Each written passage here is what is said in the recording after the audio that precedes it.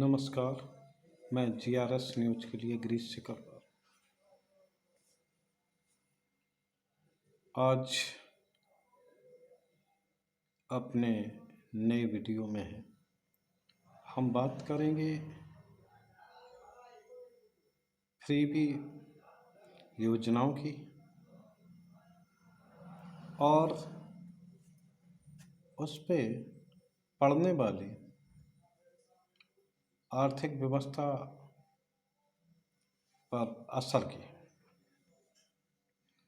प्रधानमंत्री मोदी ने कुछ दिनों पूर्व फ्री की योजनाओं को लेकर देशवासियों को सचेत किया था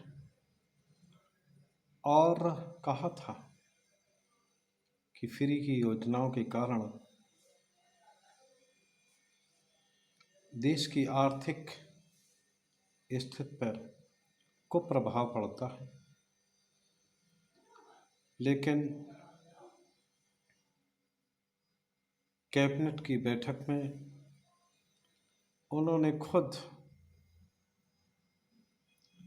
प्रधानमंत्री अन्न कल्याण योजना को, जो कि सितंबर माह में खत्म हो रही थी, उस योजना को दिसंबर माह तक बढ़ा दिया। आप सभी लोगों को याद होगा कि ये योजना कोरोना काल में शुरू की गई थी। उस समय कोरोना के कारण सभी लोग घरों में बंद थे, रोजगार था नहीं, इसलिए उस समय सरकार की जो योजना थी उसकी सराहना की जानी चाहिए और सराहना हुई भी थी। अब कोरोना की स्थिति में सुधार हुआ है और निश्चित तौर पर अब इस योजनाओं को धीरे धीरे करके बंद कर देना चाहिए। खाद्य सुरक्षा के लिए राज्य सरकारें गेहूं और चावल बांट ही रही हैं, जो क्रमशः 2 रुपये और 3 रुपये किलो मिलता है। साथ में ही अभी भी प्रधानमंत्री अन्न कल्याण योजना को चलाने का क्या लाभ है, ये तो माननीय प्रधानमंत्री ही बता सकते हैं।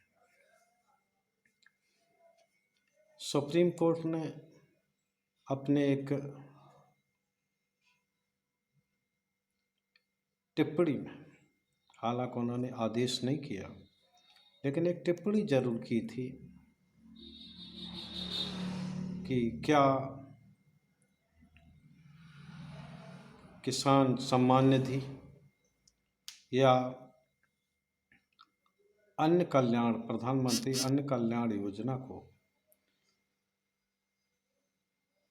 फ्रीबी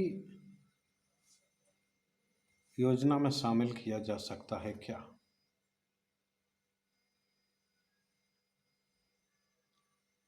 निश्चित तौर पर देश की स्थिति दिनों दिन खराब हो रही है। अधिकांश बजट में आप लोग देखते होंगे कि अधिकांश योजनाओं की बजट में कटौती की गई है, लेकिन ये जो 3 महीने के लिए योजनाएं बढ़ाई गई, तो उस योजना पे अकेला 45,000 करोड़ रुपए का खर्च आने वाला है। तो जब देश की स्थिति ठीक नहीं है,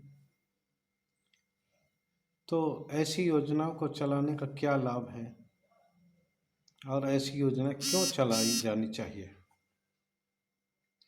निश्चित तौर पर ऐसी योजनाओं को बंद कर देना चाहिए जिस योजना से कोई लाभ न हो रहा हो। निश्चित तौर पर सभी लोगों को अच्छी शिक्षा देना, रोजगार मुहैया कराना और उनके सुख दुख की परवाह करना राज्य सरकारों का काम होता है और राज्य सरकारों को ये करना चाहिए। लेकिन अगर वही काम चुनाव के लिए किया जाए, मैंने चुनाव की बात इसलिए की कि 3 राज्यों में गुजरात, हिमाचल प्रदेश में इस साल के अंत तक चुनाव हैं और जिस तरह से योजना का विस्तार 3 महीने के लिए किया गया है, उससे निश्चित तौर पर सवाल उठेगा कि ये विस्तार केवल चुनावी उसके लिए ही किया गया।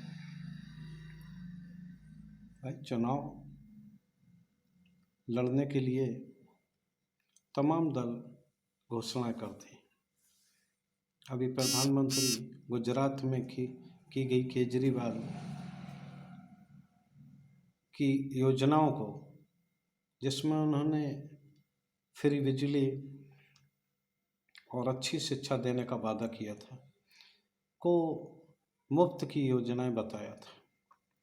तो अब आप हमें ये बताइए कि अगर ये योजनाएं मुफ्त की हैं तो किस प्रकार से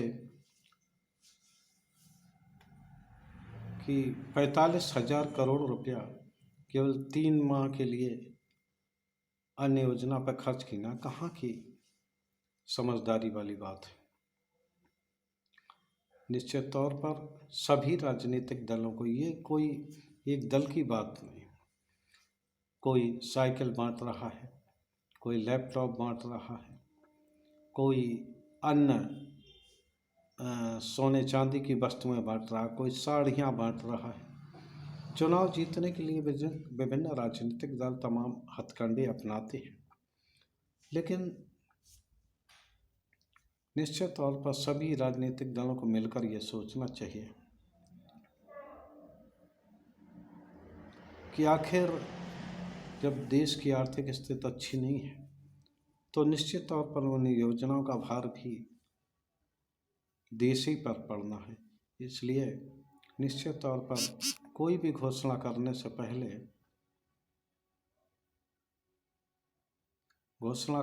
पहले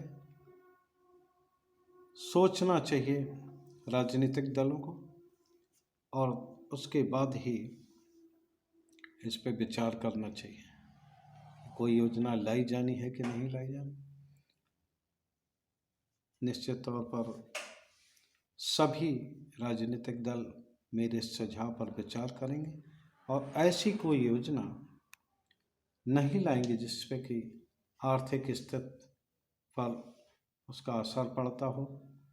देश की आर्थिक स्थिति इस समय बहुत कमज़ोर है। निश्चित तौर पर राजनीतिक दलों को चुनाव जीतने के लिए कोई ऐसी योजना लाने से परहेज करना चाहिए। जय हिंद।